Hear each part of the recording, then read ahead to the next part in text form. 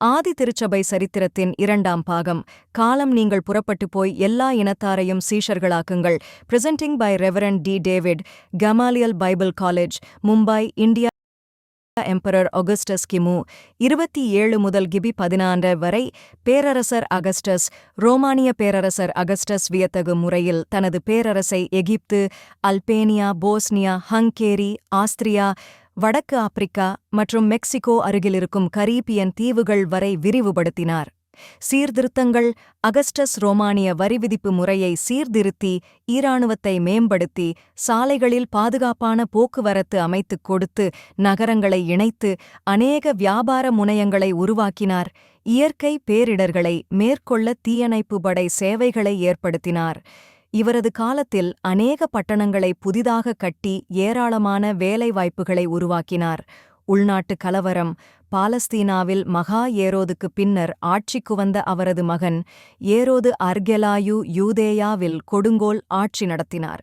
இதனால் ஏற்பட்ட உள்நாட்டு கலவரத்தின் காரணமாக கிபி 6 இல் யூதேயா தேசமானது ரோம பேரரசின் நேரடி கட்டுப்பாட்டின் கீழ் கொண்டுவரப்பட்டது. அங்கு ரோமானிய ஆளுநர் நியமிக்கப்பட்டு கலவரத்தை ஏற்படுத்துவோருக்கு மரண தண்டனை விதிக்கும் அதிகாரமும் கொடுக்கப்பட்டது. அகஸ்டஸ் மறைவு. ரோம பேரரசர் அகஸ்டஸ் 42 ஆண்டுகள் ஆட்சி செய்து கிபி 19 ஆகஸ்ட் 14 இல் தனது 75 வயதில் மரித்தார். அகஸ்டஸின் புகழ்பெற்ற கடைசி வார்த்தையானது, நான் என்னுடைய கடமைமை சிறப்பாக செய்திருப்பதாக கருதினால் நான் மரிக்கும்போது நன்றாக கைத்தட்டுங்கள் என்பதாகவும், மேலும் நான் களிமண்ணாலான ரோமை கண்டேன், ஆனால் இப்போது பளிங்கு கற்களான ரோமாக விட்டு செல்கிறேன் என்று கூறியிருந்தார். அகஸ்டஸ் மரிப்பதற்கு முன்பாகவே அவருடைய 2 மகன்களும் மரித்துவிட்டதால் அவரது வளர்ப்பு மகன் திபேரியன் அரியணைக்கு வந்தார். இவருடைய காலத்தில்தான் இயேசுவானவருக்கு மரண தண்டனை கொடுக்கப்பட்டது. இயேசுவின் வாழ்க்கை. குழந்தை பருவம். இயேசுவானவர் பிறந்த 8ஆம் நாளில் விருத்த சேதனம் பண்ணப்படுவதற்காக யோசேப்பும் மரியாளும் எருசலேம் ஆலயத்திற்கு சென்றார்கள். லூக்கா 2 22 முதல் 38 வரை. இந்நிலையில் ஏரோது ராஜாவின் கொலைவெறியிலிருந்து தப்பித்துக்கொள்ள எகிப்துக்குச் சென்று யோசேப்பும் மரியாளும் சில ஆண்டுகள் வாழ்ந்தார்கள்.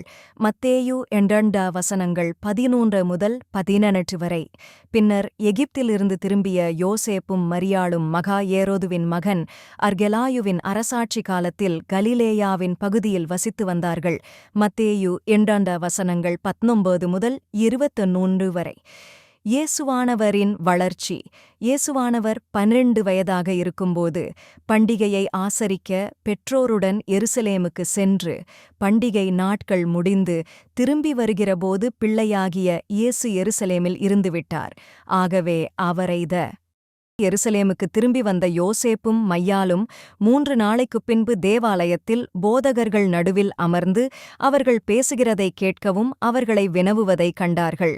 இயேசுவானவர் சரீர பிரகாரமாகவும் சமுதாய உறவுகளிலும் ஞானத்திலும் மன அளவிலும் மற்றும் ஆவிக்குரிய காரியங்களிலும் வளர்ந்து கொண்டிருந்தார். லூக்கா 2 41 முதல் 52 வரை. இயேசுவின் குடும்பம்.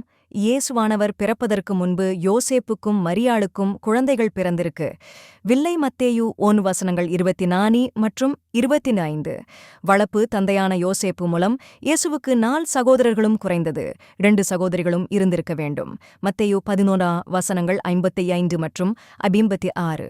இயேசுவானவரின் அறியப்படாத ஆண்டுகள். இயேசுவானவரின் பிறப்பு, குழந்தை பருவம், ஊழியத்தின் காலங்கள், இறப்பு மற்றும் உயிர்த்தெழுதல் என்ற அனைத்து சம்பவங்களும் வேதாகமத்தில் பதிவு பண்ணப்பட்டிருந்தாலும் அவருடைய 12 வயது முதல் 30 வயதிற்கு உட்பட்ட காலத்தை எவ்வாறு செலவிட்டார் என்பது குறித்து வேதத்தில் முழுமையான குறிப்புகள் இல்லை. ஆகவே இது குறித்து சரித்திரத்தில் பலவிதமான கருத்துக்களும் வியப்பூட்டும் கதைகளும் சர்ச்சையான கருத்துக்களும் தொடர்ந்து பேசப்பட்டு கொண்டே இருக்கிறது. இயேசுவானவரின் அறியப்படாத ஆண்டுகள். வியப்பூட்டும் கதைகள். சபை சரித்திரத்தின் இடைக்கால வரலாற்றில், அதாவது கிபி 1500 முதல் கிபி 1800 வரையான காலத்தில் இளமை பருவத்தில் இயேசுவானவர் இங்கிலாந்துக்கு சென்றதாக ஆர்த்துரியன் லெஜெண்ட்ஸ் கூறுகின்றன. இதைத் தொடர்ந்து கிபி 19 மற்றும் 20ஆம் நூற்றாண்டுகளில் இருந்து பல்வேறு வகையான கருத்துக்கள் வெளிவரத் தொடங்கின. இங்கு சிலவற்றைக் காண்போம். தச்சுவேலை. இயேசுவானவர் இளமை பருவத்தில் நாசரேத்தில் தன தகப்பனார் யோசேப்போடு சேர்ந்து தச்சு வேலையை செய்து வந்தார் என்று வேதத்தில் கூறப்பட்டுள்ளது. மார்க் 6:3. ஏனெனில் வேதாகம காலத்தில் மகன்கள் பொதுவாக அவர்களுடைய தந்தையாரின் தொழிலையே செய்து வந்தார்கள். ஆனால் இயேசுவானவர் தச்சு வேலை செய்து வந்ததாக வேதத்தில் எங்கும் குறிப்பிடப்படவில்லை. கிரேட் பிரிட்டன் இயேசுவானவர் தன்னுடைய இளமை பருவத்தில், அதாவது 12 வயது முதல் 30 வயது வரையேயான காலத்தில் இங்கிலாந்து சென்றதாக 13ஆம் நூற்றாண்டில் பிரெஞ்சு கவிஞர் ராபர்ட் டெ பொரான் என்பவர் தனது ஜோசப் டி அரிமதி என்ற புத்தகத்தில் இங்கிலாந்தின் கிளாஸ்டன்பரில் உள்ள ட்ரூயிடிசம் மத தலைவர்களிடம் தெய்வீக ஞானத்தை கற்றுக்கொள்வதற்காக சென்றார் என்று குறிப்பிட்டுள்ளார்.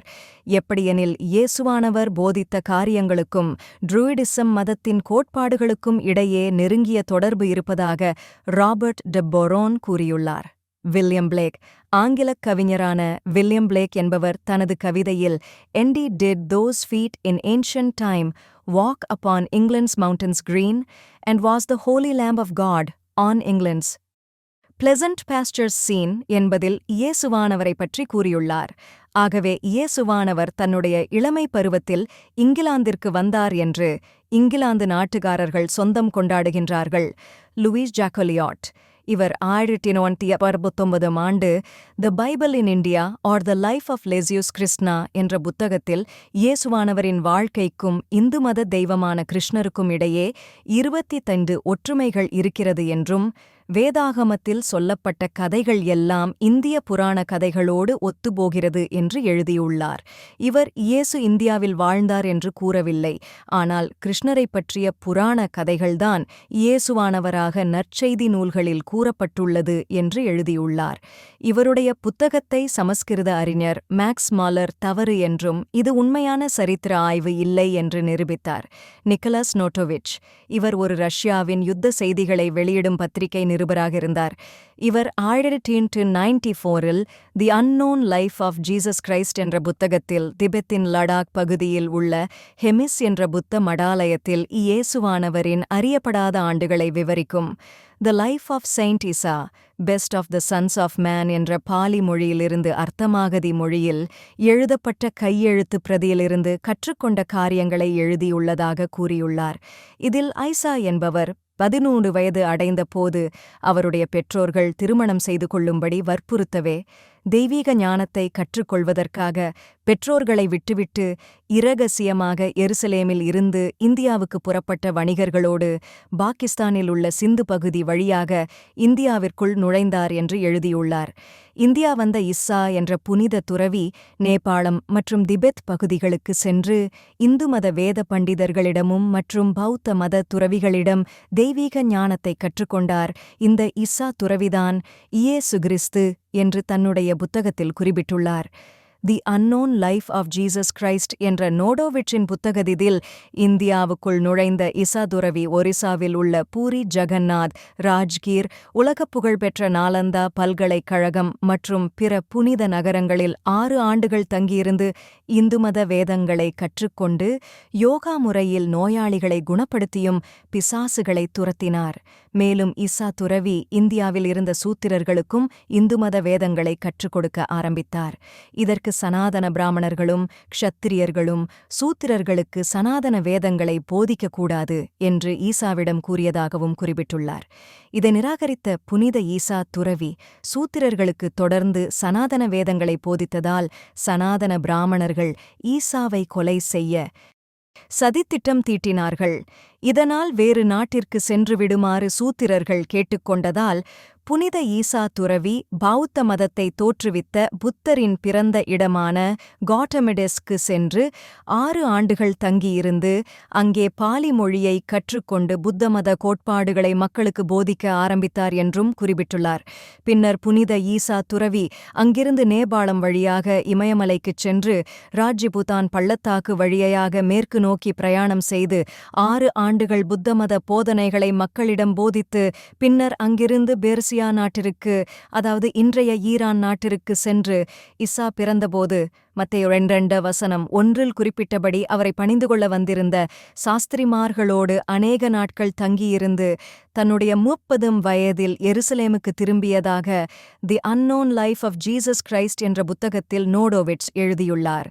இவருடைய கருத்துக்கு அறிஞர்களான மேக்ஸ் முல்லர், ஆர்ச்சிபால்ட் டக்ளஸ் மற்றும் எட்ஜர் குட்ஸ்பீட் ஆகியோர் நோடோவிட்ஸின் சரித்திர ஆதாரங்களை ஆராய்ச்சி செய்து அவரிடம் பல கேள்விகளை கேட்டபோது அவரால் பதில் கூற முடியாததால் இறுதியில் தன் புத்தகத்தில் வரலாற்று ஆதாரம் இல்லாத இடங்களில் தன்னுடைய சொந்த கருத்துக்களை சேர்த்துள்ளதாக ஒப்புக்கொண்டார் என்பது குறிப்பிடத்தக்கது. Jesus Buddhist journey image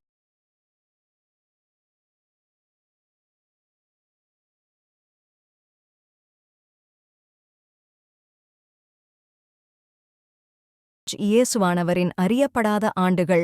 லீவை H Dowling இவர் 1908 ஆண்டில் எழுதிய the Aquarian gospels of Jesus the Christ என்ற புத்தகத்தில் இயேசுவானவர் India, Tibet, Iran, Iraq, Greece மற்றும் எகிப்து நாடுகளில் தன் இளமை பருவத்தை கழித்தார்.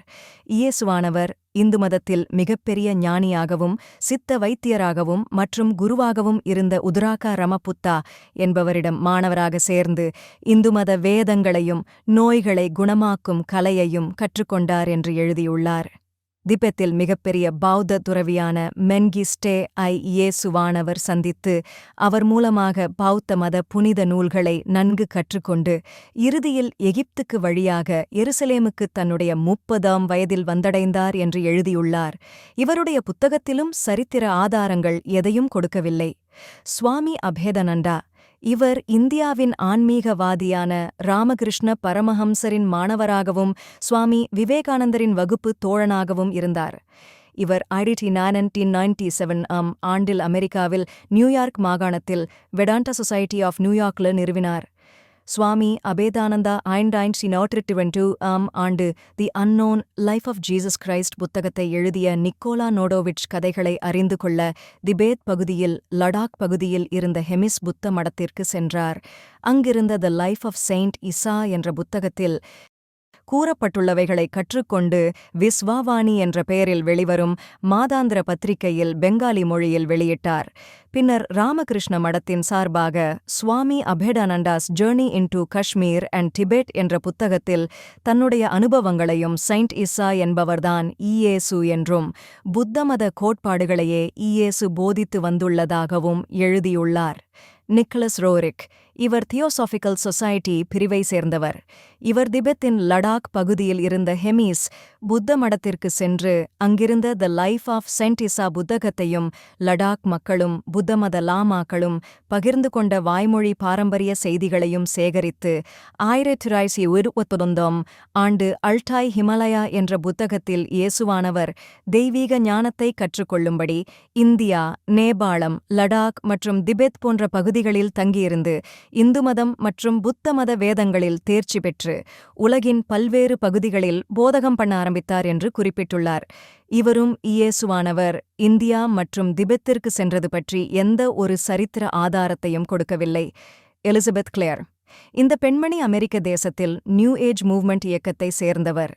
இவர் 1994 ஆண்டு the lost years of Jesus என்ற புத்தகத்திலே ஈசாவை பற்றிய நிக்கலஸ் நோடோவிட்ஸ் கருத்துக்களையும் மற்றும் 4 புத்தமத துறவிகளின் செயின்ட் இசா போதனைகளையும் இணைத்துள்ளார். இதில் இயேசுவானவர் 11 வயதில் இந்தியாவுக்கு பயணம் செய்து புத்தமத தத்துவங்களை கற்றுக்கொண்டு அகிம்சை மற்றும் நன்னெறி கோட்பாடுகளையும் போதித்தார் என்றும் விளக்குகின்றார். மேலும் இசா துறவியானவர் கீழை நாடுகளான இந்தியா, திபெத், நேபாளம் பகுதியில் இருந்த மக்களுக்கு போதித்து இறுதியாக 30ஆம் வயதில் எருசலேமுக்கு திரும்பினார் என்றும் எழுதியுள்ளார். இவரும் the life of saint Issa புத்தகத்தை தவிர இயேசுவானவர் லடாக் பகுதிக்கு வந்தார் என்பதற்கான சரித்திரபூர்வமான ஆதாரங்களை கொடுக்கவில்லை. Swoon hypothesis Jesus did not die on a cross image.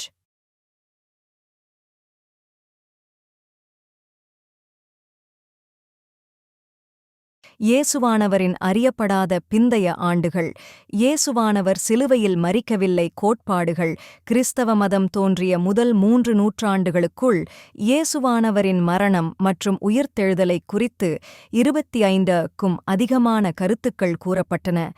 இதில் பலர் சிலுவையில் மரிக்கவில்லை என்றும், பலர் உயிர்த்தெழுந்தார் என்றும், இன்னும் பலர் இயேசுவானவர் எருசலேமில் இருந்து தப்பிச் சென்று எகிப்தில் தலைமறைவாக வாழ்ந்து முதிர்வயதில் மரித்துப் போனார் போன்ற செய்திகள் பல்வேறு இடங்களில் உலாவிக் கொண்டிருந்தது. இதற்கு ரோமானிய மதவாதிகளும் மற்றும் ரோமானிய அரசாங்கமும் காரணமாக இருந்தது. ஸ்வூன் ஹைபாதசிஸ், இயேசுவானவர் சிலுவையில் மரிக்கவில்லை, ஆனால் மயக்கமடைந்த நிலையில் இயேசு அடக்கம் பண்ணப்பட்டு விட்டார், பின்னர் கல்லறையில் மயக்கம் தெளிந்தார் என்று கூறுகிறது. மேற்கத்திய நாடுகளின் இலக்கியங்களில் கூறப்படும் ஸ்வூன் ஹைபாதசிஸ் கோட்பாடுகளின்படி சிலுவை மரணத்தில் தப்பிச் சென்ற இயேசு காஷ்மீர், ரோமாபுரி, எகிப்து, பிரான்ஸ், ரஷ்யா, அமெரிக்கா சென்றார் அல்லது கிபி 73 யூதேயாவில் ரோமர்களின் மசாடா முற்றுகையின் போது மரித்துப் போனார் என்று சரித்திர ஆதாரம் இல்லாத பல கருத்துக்கள் இன்றும் கூறப்பட்டுக் கொண்டே வருகிறது. கார்ல் ஃப்ரீட்ரிச் பார்ட், இவர் ஜெர்மானிய அறிஞர், இறையியலாளர் மற்றும் வாதவியலாளர் ஆவார். இவர்தான் ஸ்வூன் ஹைபாதசிஸ் கோட்பாடு பற்றி முதலில் எழுதினார். இவருடைய கருத்துப்படி இயேசுவானவர் யூதர்கள் எதிர்பார்த்த அரசியல் மேசியா கருத்துக்களை கைவிடுமாறு பரிந்துரைத்து தன்னை ஆன்மீக மேசியாவாக காண்பிக்க விரும்பி மருத்துவரான லூக்கா கொடுத்த மருந்துகளை பயன்படுத்தி வேண்டுமென்றே சிலுவையில் மரித்தது போல நடித்து பின்னர் யாருக்கும் தெரியாமல் கல்லறையில் இருந்து தலைமறைவானார் என்று 1919 ஆண்டில் எழுதியுள்ளார். கார்ல் வென்டுரினி, சிலுவையில் மரித்த இயேசுவின் சரீரம் அரிமத்தியா ஊரானாகிய யோசேப்பின் கல்லறையில் அடக்கம் பண்ணப்பட்டது. ஆனால் சரீரத்தை அங்கிருந்து வெளியே கொண்டு போவதற்காக இயேசுவின் ஆதரவாளர்கள் வெள்ளை உடையை அணிந்து கொண்டு பயங்கர ஆயுதங்களோடு வந்து அங்கிருந்த காவலர்களை தாக்கி இயேசுவானவரின் சரீரத்தை வெளியே கொண்டு போவதற்காக கல்லறைக்கு வந்தபோது கல்லறைக்குள்ளிருந்து வந்த இயேசுவானவரின் முனகல் சத்தத்தை கேட்டு அவரோடு கூட பின்னர் தலைமறைவாகிவிட்டார்கள் என்று 1800 எழுதியுள்ளார் ஹைன்ரிக் பவுலுஸ். இவரது கருத்துப்படி இயேசுவானவர் உண்மையில் சிலுவையில் மரிக்கவில்லை, மாறாக சுயநினைவு இல்லாத நிலையில் கல்லறையில் அடக்கம் பண்ணப்பட்டார். கல்லறையின் குளிரான சீதோஷணத்தினாலும் இயேசுவானவர் மீது பூசப்பட்ட வெள்ளை போளம் மற்றும் கரிய போளத்தினாலும் சுயநினைவு வந்தது. அப்போது ஏற்பட்ட பூமி அதிர்ச்சியினால் கல்லறையை மூடியிருந்த கல் அகன்று போனதினால் அங்கிருந்து வெளியேறி தலைமறைவான வாழ்க்கை நடத்தினார் என்று குறிப்பிட்டுள்ளார்.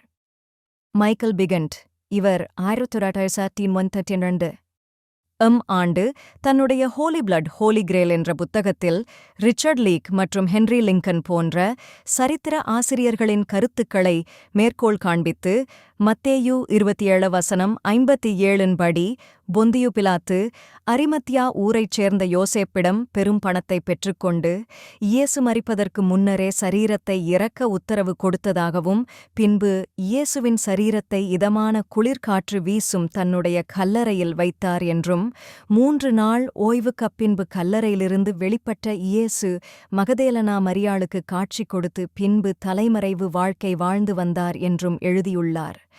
பார்பரா தியரிங், இந்த பெண்மணி இவர் ஆஸ்திரேலியாவைச் சேர்ந்த இறையியலாளர் மற்றும் சரித்திர ஆசிரியர் ஆவார்.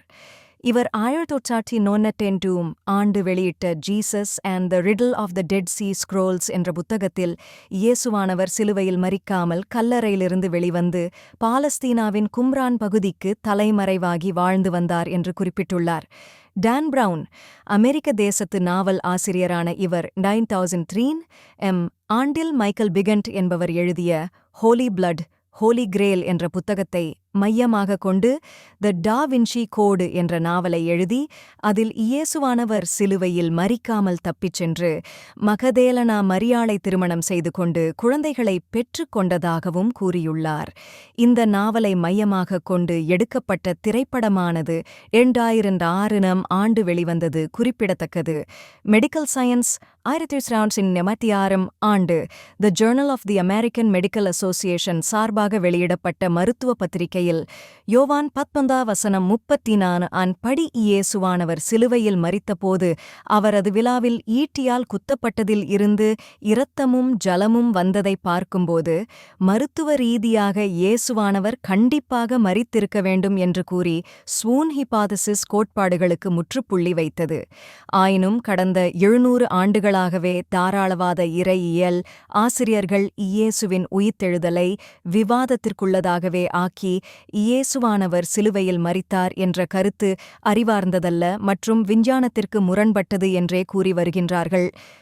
இஸ்லாமியர்களின் குரான் முஸ்லிம்கள் இயேசுவானவர் சிலுவையில் அறையப்படாமல் நேரடியாகவே பரலோகத்திற்கு எடுத்துக்கொள்ளப்பட்டார் என்று குறிப்பிடப்பட்டுள்ள குரான் நாரி வசனங்கள் 157 மற்றும் 158 நம்புகிறார்கள். இவர்கள் கூற்றுப்படி இயேசுவுக்கு பதிலாக யூதாஸ் காரியோத்து அல்லது சிரேனேவூர் சீமோனை சிலுவையில் அறையப்பட இயேசுவைப் போல் அல்லாஹ் மாற்றினார் என்றும் நம்புகிறார்கள். ஆனால் நபிகள் நாயகத்தின் செய்திகள் கொண்ட ஹதீத் மற்றும் பிற புத்தகங்களிலுள் சிலுவை சம்பவங்களுக்குப் பின்னரும் இயேசுவானவர் பூமியில் குடும்ப வாழ்க்கை நடத்தினார் என்று கூறப்பட்டுள்ளது. மிர்சா குலாம் அஹ்மெத் இவர் அஹ்மதியா முஸ்லிம் பிரிவின் நிறுவனர் ஆவார். இவர் 1999 ஆண்டு ஜீசஸ் இன் இந்தியா என்ற புத்தகத்தை எழுதி அதில் இயேசுவானவர் சிலுவையில் மரிக்காமல் தப்பிச் சென்று மத்தேயு 15:24 குறிப்பிடப்பட்டுள்ளபடி காணாமல் போன இஸ்ரவேலர்களை தேடி மகதேலனா மரியாளுடன் காஷ்மீருக்கு சென்று அங்கே யூசசாஃப் என்ற பெயரில் குடித்தனம் நடத்தி பிள்ளைகளையும் பெற்றுக்கொண்டு 120 வயதில் இறந்தார் என்றும் அவருடைய சரீரம் இந்தியாவின் ஸ்ரீநகரில் உள்ள ரோசாபால் மசூதியில் அடக்கம் பண்ணப்பட்டுள்ளது என்றும் குறிப்பிட்டுள்ளார். இதை 1947 ஆண்டு இஸ்லாம் மதத்தின் சுபிகவிஞரான ख्वाजा முஹம்மது அசாத் டிடாமாரி என்பவர் மேற்கோள் காண்பித்து காஷ்மீரின் மசூதியில் புதைக்கப்பட்ட புனித மனிதர் யூஸ் ஆசீப் தான் இயேசு என்று எழுதியுள்ளார். ஆனால் அமெரிக்க வரலாற்று பேராசிரியர் பால்சி பாப்பஸ் குறிப்பிடும்போது இயேசுவானவருடன் யூஸ் ஆசீபை தொடர்புபடுத்தி அடையாளம் காண்பது தெளிவான வரலாற்று பிழை என்றும் இது இயேசுவானவரை சாதாரண மனிதராக சித்தரிப்பதற்காக புனையப்பட்ட கதை என்றும் கூறுகின்றார். மெஹார் பாபா இந்திய யோகா குருவான இவர் 1925 தான் எழுதிய the gospel of Jesus Christ என்ற புத்தகத்தில் இயேசுவானவர் சிலுவையில் இறக்கவில்லை, மாறாக தற்காலிக நிர்விகல்ப் சமாதி அடைந்தார். எப்படியெனில் இயேசுவின் ஆன்மா சரீரத்தை விட்டு வெளியேறி மீண்டும் 3ஆம் நாளில் அவருடைய சரீரத்திற்குள் நுழைந்து அங்கிருந்து தலைமறைவாகி இந்தியாவுக்குச் சென்றார். பின்னர் கிழக்கு நோக்கி மியான்மருக்கு பயணம் செய்து இறுதியாக காஷ்மீருக்குச் சென்று அங்கு தங்கியிருந்தார். பின்னர் பூமியில் அவரது பணி முடிந்ததும் தனது சரீரத்தை விட்டு நிரந்தரமாக நிர்விகல்ப் சமாதி அடைந்தார் என்று எழுதியுள்ளார். ஹால்கர் கர்ஸ்டன் ஜெர்மானியரான இவர் நோடோவிச் லெவி டவுலிங் மற்றும் மிர்சா குலாம் அகமது ஆகியோரின் கருத்துக்களை மேற்கோள் காண்பித்து 1921 ஆண்டுதான் எழுதிய கிரைஸ்ட் லிவ்ட் இன் இந்தியா என்ற புத்தகத்தில் இயேசுவானவர் பௌத்தமத கோட்பாடுகளையே தன்னுடைய சீஷர்களுக்கு போதித்தார். மேற்கத்திய திருச்சபையின் கோட்பாடுகளை தக்கவைத்துக் கொள்ள இயேசுவானவர் போதித்த இந்துமத கோட்பாடுகளான கர்மா மற்றும் மறுபிறவி போன்ற கோட்பாடுகளை வேதாகமத்திலிருந்து நீக்கிவிட்டது என்று குறிப்பிட்டுள்ளார். இதற்கு ஜெர்மானிய புதிய ஏற்பாட்டு வேத பண்டிதர் வில்ஹெல்ம் ஷ்னீமெல்கர் பதில் கூறும்போது இது கற்பனையானது மற்றும் சரித்திர ஆதாரம் இல்லாதது என்று தெரிவித்துள்ளார். ஸ்வூன் கோட்பாடுகளின் நவீன கால ஆதரவாளர்கள் தென்னாப்பிரிக்காவின் இஸ்லாமிய போதகர் அஹ்மெட் டீடாட் என்பவர் 1984 ஆண்டுதான் எழுதிய குரூசிஃபிக்ஷன் என்ற புத்தகத்தில் இயேசு சிலுவையில் அறையப்பட்டது என்பது புனையப்பட்ட கதை என்று கூறி இப்புத்தகத்தை இஸ்லாமிய நாடுகள் முழுவதிலும் இலட்சக்கணக்கான பிரதிகளை விற்றுள்ளார். இந்தியாவில் புகழ்பெற்ற இஸ்லாமிய போதகர் ஜாகிர் நாயக் மற்றும் 1990 மரித்துப்போன பகவான் ரஜினீஷ் மற்றும் 2013 மரித்துப்போன சத்யசாய் பாபாவும் இயேசுவானவர் சிலுவையில் மரிக்கவில்லை என்று எழுதியுள்ளார்கள் என்பது குறிப்பிடத்தக்கது. பத்ரீன், பார்பரா தியரிங். ஆஸ்திரேலிய பெண்மணியான இவர் 1995 ஆண்டில்தான் எழுதிய ஜீசஸ் த மேன் என்ற புத்தகத்தில் இயேசுவும் யூதாஸ் காரியோத்தும் ஒன்றாக சிலுவையில் அறையப்பட்டார்கள். ஆனால் இயேசுவானவர் தப்பித்து மகதலேனா மரியாளை திருமணம் செய்து கொண்டு மத்திய தரைக்கடல் பகுதியில் சுற்றித் திரிந்து இறுதியில் ரோமாபுரியில் இறந்தார் என்று குறிப்பிட்டுள்ளார். கெனத் ஹாஸ்கிங் இவர் 1990 ஆண்டுதான் எழுதிய இயேசுஸ் த நாசோரியன் என்ற புத்தகத்தில் இயேசுவானவர் சிலுவை மரணத்திலிருந்து தப்பித்து கும்ரான் பகுதிக்கு சென்றார் என்றும் 1980 ஆண்டு கண்டெடுக்கப்பட்ட கும்ரான் சவக்கடல் சுருள்களில் குறிப்பிடப்பட்டுள்ள நீதியின் போதகர் அல்லது டீச்சர் ஆஃப் ரைச்சஸ்னஸ் என்பது இயேசுவானவர்தான் என்றும் குறிப்பிட்டுள்ளார். ரோமானிய படைகள் செலோத்தியர்களின் கோட்டையான மசாடாவை கிபியஸ் முன்திரில் முற்றுகையிட்ட போது இயேசுவானவர் கொல்லப்பட்டார் என்றும் குறிப்பிட்டுள்ளார். பாரி வில்சன் இவர் கனடாவில் சரித்திர பேராசிரியராக இருந்து சிம்சா ஜாக்கபோவிச்சி என்பவருடன் சேர்ந்து டெடண்டாசிம்பனால்தான் எழுதிய த லாஸ்ட் காஸ்பல்ஸ் என்ற புத்தகத்தில் 1945 ஆண்டு எகிப்தில் கண்டுபிடிக்கப்பட்ட ஞானவாதிகளின் நாக் ஹம்மாடி புத்தகங்களை அடிப்படையாக கொண்டு இயேசுவானவர் சிலுவையில் மரிக்காமல் எகிப்திற்கு தப்பிச் சென்று மகதலேனா மரியாளை திருமணம் செய்து குடும்ப வாழ்க்கை நடத்தி 3 பிள்ளைகளை பெற்றுக்கொண்டார் என்று குறிப்பிட்டுள்ளார். இந்த ஞானவாத இலக்கிய புத்தகங்கள் கிபி 3ஆம் நூற்றாண்டை சேர்ந்தவையாதலால் வேதாகம அறிஞர்கள் இக்கூற்றை ஏற்றுக்கொள்ளவில்லை. மேலும் மார்க்கஸ் பாக்மேஹி என்ற கேம்பிரிட்ஜ் பேராசிரியர் குறிப்பிடும்போது த லாஸ்ட் காஸ்பல் என்ற புத்தகமானது சரித்திர முட்டாள்தனமாக காரியம் என்று குறிப்பிட்டுள்ளார். ஷிங்கோ தியரி ஜப்பானில் கூறப்படும் இக்கோட்பாட்டின்படி இயேசுவானவர் கொல்கதாவின் கொலை மரத்தில் மரிக்கவில்லை, மாறாக இயேசுவைப் போலவே இருந்த அவருடைய சகோதரர் இசுகிரி என்பவர் அறையப்பட்டார். ஆகவே இயேசுவானவர் வடக்கு ஜப்பானின் ஷிங்கோ பகுதிக்கு தப்பிச் சென்றார் என்று கூறுகிறது. ஜப்பானுக்கு தப்பி சென்ற இயேசு அங்கு தனது பெயரை டோராய் டோரா டைட்டன்கூ என்று மாற்றிக்கொண்டு ஜப்பானிய மொழியை கற்று அங்கேயே விவசாயமும் செய்து வந்தார். அப்போது 20 வயதான ஜப்பானிய பெண் மியுகோவை திருமணம் செய்தார் என்றும் அவர்களுக்கு 3 மகள்கள் இருந்ததாகவும் இறுதியில் 106 வயதில் இயேசு இறந்தார் என்றும் பாரம்பரிய செய்திகள் குறிப்பிடுகின்றன. இங்கு இயேசுவை புதைக்கப்பட்ட இடத்திற்கு ஒவ்வொரு ஆண்டும் சுமார் 20,000 பார்வையாளர்கள் வருவதாகவும் கூறப்படுகிறது. பூர்வீக அமெரிக்கா கோட்பாடு அமெரிக்காவில் இருக்கும் மார்மோன் கோட்பாட்டின்படி அமெரிக்காவில் நெஃபைட்ஸ் என்று அழைக்கப்படும் இஸ்ரவேலின் காணாமல் போன மக்களைத் தேடி அவர்களுக்கு நற்செய்தி அறிவிக்க இயேசு அமெரிக்கா வந்தார் என்று ஃப்ரீ நேஃபி அத்தியாயம் 11 முதல் 18 வரை குறிப்பிடுகிறது. இதைப்பற்றி டெய்லர் ஹான்சன் என்பவர் குறிப்பிடும்போது 1993 ஆண்டில்தான் எழுதிய ஹி வாக்ட் தி அமெரிக்காஸ் என்ற புத்தகத்தில் ஒரு வெள்ளை தீர்க்கதரிசி காணாமல் போன ஆண்டுகளில் தென் அமெரிக்கா, மத்திய அமெரிக்கா, மெக்சிகோ மற்றும் வடக்கு அமெரிக்கா முழுவதிலும் போதித்தார் என்றும் விவரிக்கின்றார். இந்த வெள்ளை தீர்க்கதரிசி 1000 மொழிகளில் பேசியும் இறந்தவர்களை உயிர் பெற செய்து நோயுற்றவர்களை குணப்படுத்தி இயேசுவைப் போல போதிக்கவும் செய்தார் என்று குறிப்பிட்டுள்ளார். பிரான்சு நாட்டு கோட்பாடின்படி கிரஹாம் சிம்மன்ஸ் என்பவர் 2007 ஆண்டில்தான் எழுதிய Jesus after the crucifixion Jerusalem to Rennes le Chateau என்ற புத்தகத்தில் இயேசுவானவர் சிலுவையில் மரிக்கவில்லை, ஆனால் எருசலேமிலிருந்து மகதேலனா மரியாளுடன் தலைமறைவாகி எகிப்து வழியாக தெற்கு பிரான்சுக்கு சென்றார் என்றும் அங்கு அவர்களுக்கு குழந்தைகள் பிறந்தது. இயேசுவானவர் பிரான்சில் ரென் லெ ஷட்டோ என்னும் இடத்தில் இருந்த யூதர்களிடையே ஞானவாத கோட்பாடுகளை பரப்பினார் என்றும் இறுதியில் அங்கே மரித்து அடக்கம் பண்ணப்பட்டார்கள் என்றும் குறிப்பிட்டுள்ளார்.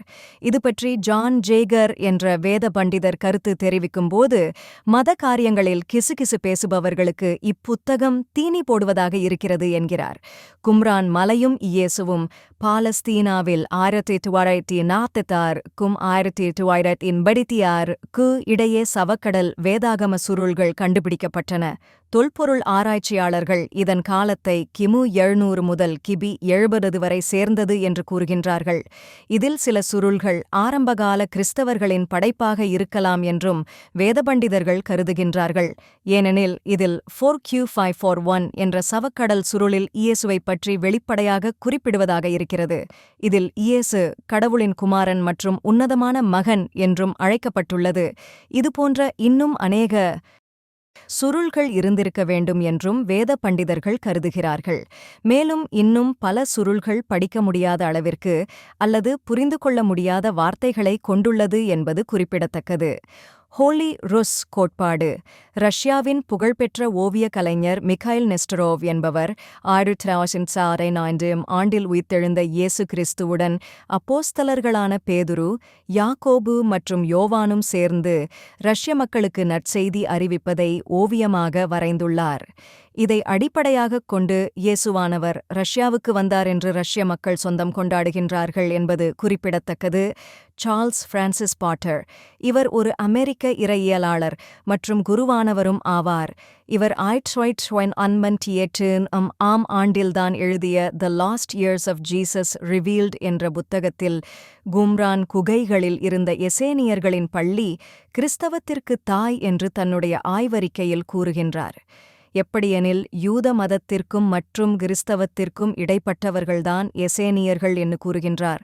ஆகவே இயேசுவானவரும் மற்றும் யோவான் ஸ்நானகனும் எசேனியர்கள் பள்ளியில் படித்தவர்கள் என்றும் இவ்விருவருடைய போதகங்கள், வார்த்தைகள் மற்றும் தத்துவங்கள் எல்லாம் அகிம்சை மற்றும் நன்னெறி கொள்கைகளை பிரதிபலிக்கிறது என்றும் குறிப்பிட்டுள்ளார். ஆகவே இயேசுவானவர் இளமை பருவத்தில் எசேனியர்களின் பள்ளியில் வேதாகமத்தை நன்கு கற்றுக்கொண்டார் என்பதை சவக்கடல் சுருள்கள் வெளிப்படுத்துகின்றன என்று கூறுகின்றார். தற்கால வேத பண்டிதர்களும் சரித்திர ஆசிரியர்களும் கூறும்போது இயேசுவானவரின் போதனைகளும் அவர் பயன்படுத்திய சொற்கள் யாவும் எசேனியர்களோடு நெருங்கிய தொடர்பு கொண்டுள்ளது என்று கருதுகின்றார்கள். ஆகவே சவக்கடல் சுருள்களையும் மற்றும் அவைகளின் மொழிபெயர்ப்புகளையும் மறுபரிசீலனை செய்ய வேண்டிய தருணம் வந்துவிட்டது. இதில் இயேசுவானவரின் இளமை பருவம் பற்றி முழு காரியங்களையும் தெரிந்து கொள்ளலாம். இயேசுவானவரின் இளமை பருவம் பற்றி பரிசுத்த வேதாகமம் கொடுக்கும் சான்றுகள். புதிய ஏற்பாட்டு நற்செய்தி புத்தகங்கள் இயேசுவானவரின் சுயசரிதையை விளக்குவதற்காக எழுதப்படவில்லை என்பதை நாம் முதலில் புரிந்து கொள்ள வேண்டும். இப்புத்தகங்கள் யாவும் இயேசு கிறிஸ்துவின் மூலமாக மனிதர்கள் இரட்சிக்கப்பட்டு நித்திய ஜீவனை பெற்றுக்கொள்வதை மையமாகவே கொண்டு எழுதப்பட்டுள்ளது. வேதாகம சான்றுகள். இயேசுவானவர் இந்தியாவுக்கோ அல்லது திபெத்திற்கோ செல்லவில்லை என்பதை விளக்குவதற்கு நேரிடையாக சான்றுகள் இல்லை, ஆனால் மறைமுகமாக ஏராளமான சான்றுகள் உள்ளன. எப்படியெனில் இயேசு ஒரு தச்சரின் மகன் என்பதை மார்கு 6:3 மற்றும் மத்தேயு 13:55 விளக்குகிறது. மத்தேயு 7:24 முதல் 27 வரை உள்ள பகுதிகளில் இயேசுவானவர் பயன்படுத்திய உவமைகளும் போதனைகளும் ஒரு தச்சரின் அனுபவத்தை பிரதிபலிக்கிறது. லூக்கா 4:16 மற்றும் 22 பார்க்கும்போது இயேசுவானவர் நாசரேத்திலும் மற்றும் சுற்றியுள்ள மக்களோடு நெருங்கிய தொடர்பு கொண்டதை பார்க்கும்போது அவர் நாசரேத்தை விட்டு வெளியே எங்கும் போகவில்லை. இயேசுவானவர் ஒரு முறை கூட இந்து மத வேதங்களிலிருந்து அல்லது புத்த மத நூல்களிலிருந்து மேற்கோள் காட்டவில்லை. அவர் பழைய ஏற்பாட்டிற்கு மிகுந்த முக்கியத்துவம் கொடுத்ததை காண முடிகிறது. மத்தேயு 5:17 மற்றும் 18, மார்க் 12:29. இயேசுவானவர் பாவம் செய்த மனிதர்களுக்கு இரட்சிப்பின் அவசியத்தை போதித்தார், ஆனால் ஞானவாதத்தை ஒருபோதும் போதிக்கவில்லை. யோவான் 3:16.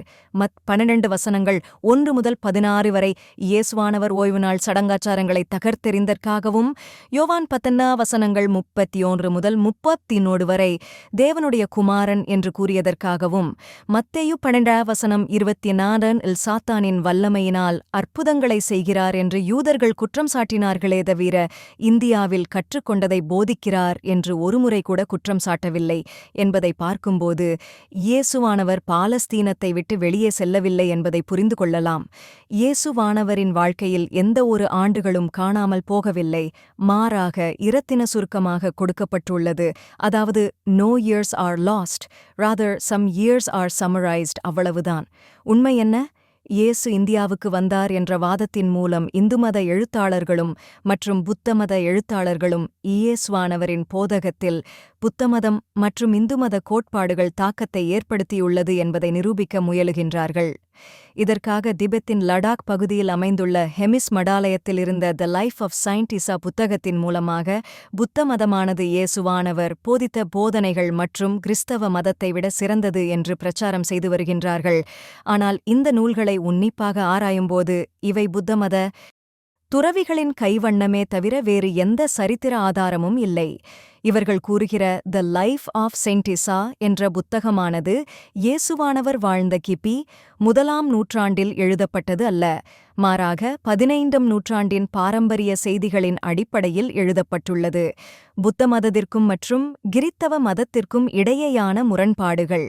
கிறித்தவ மதமானது ஒரே கடவுளை பற்றி போதிக்கிறது, மார்க்கு 12:29. ஆனால் புத்த மதமானது கடவுள் கோட்பாடு இல்லாதது. புத்தமத கோட்பாடான கர்மா மற்றும் மறுபிறவி போதனைகள் கிறிஸ்தவ போதகத்திற்கு முற்றிலும் முரண்பாடு கொண்டது. எபிரேயர் 9:27 புத்தமத கோட்பாடின்படி இவ்வுலகத்திற்கு முடிவில்லை என்று கூறுகிறது, ஆனால் கிறிஸ்தவத்தில் இவ்வுலகத்திற்கு முடிவுக்கு உண்டு என்று கூறுகிறது. ஜிட்டா 2 பேதுரு 3:10 கிறிஸ்தவ கோட்பாடுகளில் ஒரு மனிதரின் இரட்சிப்பில் கடவுளின் கிருபை மிகவும் முக்கியமானது. எபேசியர் 2:8 ஆனால் புத்த மதத்தில் கடவுளின் கிருபைக்கு இடமே இல்லை என்பது குறிப்பிடத்தக்கது. கிறிஸ்த கோட்பாடானது மரணத்திற்கு பின்பு பரலோகம் அல்லது நரகம் என்று போதிக்கிறது, ஆனால் புத்த மதத்தில் மறு ஜென்மம் என்பதே அடிப்படை கோட்பாடாகும். புத்த மதம் பாவ மன்னிப்பு பற்றி பேசவில்லை, ஆனால் கிறிஸ்தவத்தில் பாவ மன்னிப்பு உண்டு. இதன் மூலம் இயேசுவானர் இந்து மத கோட்பாடுகளையோ அல்லது புத்தமத கோட்பாடுகளையோ போதிக்கவே இல்லை என்பது உறுதி செய்யப்படுகிறது. புதிய ஏற்பாட்டு அறிஞர்கள் கருத்துக்கள் புதிய ஏற்பாட்டு அறிஞர்கள் கருத்துக்களின்படி இயேசுவானவர் இந்தியா, திபெத் அல்லது பாலஸ்தீனத்திற்கு வெளியே சென்றார் என்பதை முற்றிலும் மறுக்கிறார்கள், ஏனெனில் இதற்கு சரித்திர ஆதாரம் அல்லது தொல்பொருள் ஆதாரம் எதுவும் இன்று வரை கொடுக்கப்படவில்லை. ராபர்ட் வான்வோர்ஸ் கூறும்போது இயேசுவானவர் திபெத், காஷ்மீர் அல்லது உலகின் பிற பகுதிகளுக்கு சென்றார் என்ற கருத்துக்களுக்கு இடமே இல்லை. மார்க்கஸ் போர்க் கருத்துப்படி இயேசுவானவர் எகிப்திற்கோ அல்லது இந்தியாவுக்கோ சென்று புத்தமத கோட்பாடுகளை கற்றுக்கொண்டதற்கு எந்த ஒரு வரலாற்று ஆதாரமும் இல்லை. ஜான் டாமினிக் கிராசன் கருத்துப்படி இயேசுவானவரின் அறியப்படாத ஆண்டுகளை நிரப்புவதற்காக யூகத்தின் அடிப்படையில் கற்பனையாக கூறப்பட்டுள்ளதே தவிர சரித்திரம் மற்றும் விஞ்ஞானம் ஆதாரப்படி அல்ல. லெஸ்லி ஹவுல்டன் கருத்துப்படி புத்த மதத்திற்கும் மற்றும் கிறிஸ்தவ மதத்திற்கும் இடையே தார்மீக ஒற்றுமைகள் காணப்பட்டாலும் இது 19ஆம் நூற்றாண்டில் திபெத்தில் கிறிஸ்தவ மிஷனரிகள் புத்த பிக்குகளை தொடர்பு கொண்டவைகளுக்குப் பிறகு வெளிவந்தவை ஆகும். பவுலா ஃப்ரெட்ரிக்சன் கருத்துப்படி இயேசுவானவர் பாலஸ்தீனத்திற்கு வெளியே சென்றதற்கு அறிஞர்கள் ஏற்றுக்கொள்ளும்படி இதுவரை எந்த ஒரு ஆய்வுக் கட்டுரையும் இன்று வரை சமர்ப்பிக்கப்படவில்லை. எஃப்.சி. பாவூர் கருத்துப்படி எதுவும் சாத்தியம், ஆனால் என்ன சாத்தியம் என்றால் இயேசு திபெத்துக்குச் செல்லவில்லை என்பது சாத்தியம் என்கிறார். கிறிஸ்தவ மயமாக்கல் அல்லது இன்கல்ச்சுரேஷன். ஆதி திருச்சபையானது மிஷனரிகளின் மூலமாக இயேசுவானவரின் நற்செய்தியை இந்தியாவிற்கும் மற்றும் திபெத்திற்கும் கொண்டு சென்றார்கள். அப்போது அந்தந்த பகுதிகளில் உள்ள மக்களுக்கு பரிச்சயமான கதைகள் மற்றும் சம்பவங்களை அவர்களின் நம்பிக்கை அடிப்படையில் கிறிஸ்துவின் நற்செய்தியை பரப்பினார். நற்செய்தியை பரப்பினார்கள். உதாரணமாக 16ஆம் நூற்றாண்டில் மதுரைக்கு வந்த இராபர்ட் டி நொபிலி என்பவர் சனாதன பிராமணர்கள் நம்பிக்கொண்டிருந்த 4 வேதங்களோடு கிறிஸ்துவின் போதக்கத்தை 5ஆம் வேதம் என்று போதித்ததால் அநேக சனாதன பிராமணர்கள் இயேசுவை ஏற்றுக்கொண்டதாக சரித்திரம் கூறுகிறது. 25 கலாச்சார உள்வாங்குதல் அல்லது இன்கல்ச்சுரேஷன். இந்தியாவிற்கு நற்செய்தியை அறிவிக்க இயேசுவின் சீஷர்களான தோமா மற்றும் பர்தொலாமேயு வந்தார்கள். அப்பொழுது வேதாகமம் எழுதப்படாததால் கிறிஸ்துவைப் பற்றிய கதைகள், புனைவு கதைகள் மற்றும் புராண கதைகளை தோல் சுருள்களில் பதிவு செய்து இந்திய மக்களிடம் போதித்தார்கள். முதல் நூற்றாண்டிலேயே தென் இந்தியாவில் சுமார் 2 இலட்சம் கிறிஸ்தவர்கள் இருந்தார்கள் என்று சுவாமி விவேகானந்தர் தன்னுடைய ஞானதீப புஸ்தகத்தில் கூறியுள்ளார். 4ஆம் நூற்றாண்டை சேர்ந்த பான்டைனுஸ் மற்றும் 5ஆம் நூற்றாண்டை சேர்ந்த நெஸ்டோரிய மிஷனரிகள் கிறிஸ்துவின் நற்செய்தி அறிவிக்க புராண கதைகள் மூலமாக அறிவித்தார்கள். புத்த மத துறவிகள் கூறும் த லைஃப் ஆஃப் செயின்ட் ஈசா புத்தகம் பௌத்த சமயத்தை சேர்ந்தவர்களுக்கு இயேசுவானவரின் நற்செய்தியை அறிவிப்பதற்கு ஆதி திருச்சபை மிஷனரிகள் கையாண்ட வழிமுறை ஆகும். 1 கொரிந்தியர் 9 வசனங்கள் 9 முதல் 11 வரை. இந்திய மதங்களில் கிறிஸ்தவத்தின் தாக்கம். கிறிஸ்த மதத்தின் அநேக கோட்பாடுகளை பல இந்திய மதங்கள் உள்வாங்கிக் கொண்டன. இதன் காரணமாக கிறிஸ்தவ மதத்திற்கும் இந்து மதத்தின் சைவம், வைணவம் மற்றும் கர்நாடகாவில் லிங்காயத் பிரிவுகளுக்கும் இடையே அநேக ஒற்றுமைகளை காண முடியும். அப்படியே கிறிஸ்தவ மதத்திற்கும் மகாயான புத்த மதத்திற்கும் இடையே அநேக ஒற்றுமைகளை காண முடியும். முடிவுரை: இயேசுவானவரின் அறியப்படாத ஆண்டுகளை குறித்ததான கதைகள் அனைத்தும் உண்மையாக இருக்க முடியாது. இவை உண்மையாக இருக்க வேண்டுமானால் இயேசுவானவர் பல உருவங்கள் கொண்டவராக இருந்தால் மாத்திரமே சாத்தியமானது. இயேசுவானவர் இந்தியா வந்தார் என்ற கருத்துக்கள் யூகத்தின் அடிப்படையில் சரித்திர ஆதாரமில்லாத கற்பனை கதைகள். இவை எல்லாவரையும் இங்கு அறிந்து கொண்ட நீங்கள் இது பற்றி என்ன நினைக்கிறீர்கள்? இயேசுவானவர் இந்தியாவுக்கு சென்றாரா? இல்லையென்றால் கிரேட் பிரிட்டன், ஜப்பான், எகிப்து, பிரான்ஸ், அமெரிக்கா மற்றும் ரஷ்யாவிற்கு சென்றாரா? அல்லது பாலஸ்தீனத்தை விட்டு வெளியே செல்லவில்லையா? நீங்களே முடிவு செய்து கொள்ளுங்கள். இயேசுவானவரின் வாழ்க்கை, இயேசுவானவரின் ஞானஸ்நானம், மறுரூபமாகுதல், சிலுவையில் அறையப்படுதல், உயிர்த்தெழுதல் மற்றும் பரமேறுதல் ஆகியவை இயேசுவின் வாழ்க்கையில் நடந்த 5 முக்கிய மைல்கற்கள் ஆகும். இயேசுவானவரின் ஞானஸ்நானம். கிழக்கத்திய சாஸ்திரிகள் குழந்தை இயேசுவை பார்க்க வந்த நிகழ்வானது பிறையினத்தாருக்கு கடவுள் தன்னை வெளிப்படுத்திய முதல் வெளிப்பாடாகும்.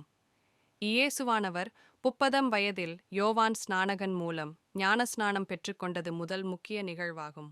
மத் 3 பராமி 17, மார் 1 வாய்து 11, லூக் 3 21, 23, யோவா 1 29, 31. திரித்துவம். இயேசுவின் ஞானஸ்நானத்தின் மூலமாக அவர் தேவனுடைய குமாரனாக வெளிப்படுத்தப்பட்டார். அப்போது பிதாவாகிய கடவுள் வானத்திலிருந்து பேசினார். கடவுளின் குமாரன் ஞானஸ்நானம் பெற்றார். பரிசுத்த ஆவியானவர் புறாவைப் போல இறங்கினார். இது திரியேக கடவுளின் ஐக்கியத்தை சித்தரிக்கும் நிகழ்வாகும். முக்கியத்துவங்கள்.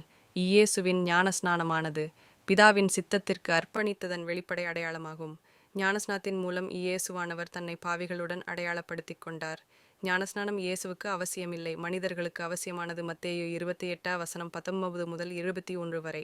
ஞானஸ்நானத்தின் மூலம் நாம் கடவுளுக்கு குழந்தைகளாகவும் கிறிஸ்துவின் சரீரமான திருச்சபையின் அங்கத்தினர்களாகவும் பரிசுத்த ஆவியானவர் நமக்குள் வாசம் பண்ணும் ஆலயமாகவும் நம்மை இந்த உலகிற்கு வெளிப்படுத்துகிறோம். ரோமர் 8:16, 1 கொரிந்தியர் 6:15 மற்றும் 19. பண்டிகை. மேற்கத்திய திருச்சபைகளில் ஜனவரி சேருக்கு பிறகு வரும் முதல் ஞாயிற்றுக்கிழமையில் இயேசுவானவர் ஞானஸ்நானம் பெற்றுக்கொண்ட நிகழ்ச்சியை பண்டிகையாக கொண்டாடுகின்றார்கள். ஆனால் கிழக்கத்திய திருச்சபைகளில் பயன்படுத்தப்படும் ஜூலியன் நாட்காட்டிபடி ஜனவரி 19 அன்று பண்டிகையாக கொண்டாடப்படுகிறது. இயேசுவானவர் மறுரூபமடைதல். இயேசுவின் வாழ்க்கையில் நடந்த இரண்டாவது முக்கிய நிகழ்வானது மறுரூபமாகுதலாகும். இதை மத்தேயு 17 வசனங்கள் 1 முதல் 8 வரை, மார்க்கு 9 வசனங்கள் 2 முதல் 8 வரை, லூக்கா 9 வசனங்கள் 28 முதல் 36 வரை, யோவான் 1 வசனம் 10 மற்றும் பேதுரு 1 வசனங்கள் 16 முதல் 18 வரை காணலாம். தாபோர் மலை.